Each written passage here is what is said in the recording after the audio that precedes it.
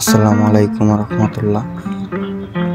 আপনাদের মাঝে আমি একটা ডুপ্লেক্স বিল্ডিংয়ের ডিজাইন নিয়ে উপস্থিত হয়েছি। আমার ভিডিওটা যে যেখান থেকে দেখছেন তাকে অসংখ্য ধন্যবাদ। আমরা এই কাজগুলো সারা বাংলাদেশে করে থাকি, আপনারা অবগত আছেন। এই কাজটি আমরা করলাম নোয়াখালী।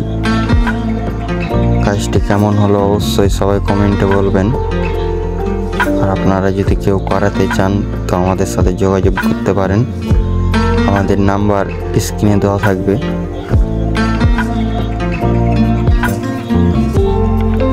আসলে এই কাজগুলো আমরা মহাজনের পছন্দ মতোই করে থাকি।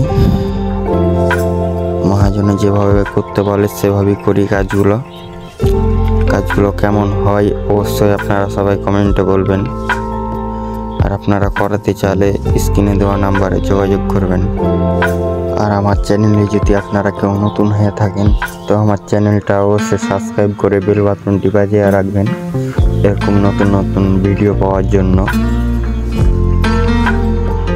আমি এখন বিদায় নিচ্ছি। আসসালামু আলাইকুম রহমতুল্লাহি ওয়া বারাকাতুহু।